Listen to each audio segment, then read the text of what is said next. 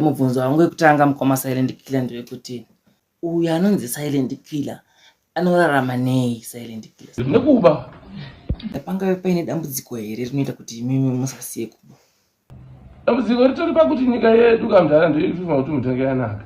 Pasina izvozvo hapana zvinhu zvatingatese. Sekuona kwenyu mukoma silent killer, kuba kwamuri kuita uko usandiko here kuri kutadzisa music yenyu kuti iende kumberi?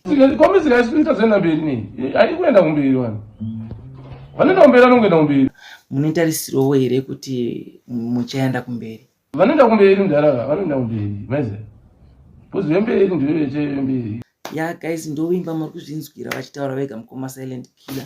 Ini ndakanzwa shoko rekuti imi pamusha pamunenge maba munosiya maita adhoti padhoo. Ndinenge ndakuyenda. Okay, ndokamuendere kacho, right? Munotiko kune vanhu avo vanotarisira kurwa hondo na silent killer.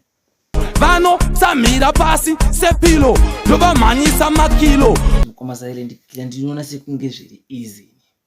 Kana zviri easy sei varoi vachitukamidza mapiri zvese nemazizi? Hai, alright, ndaita mudiki.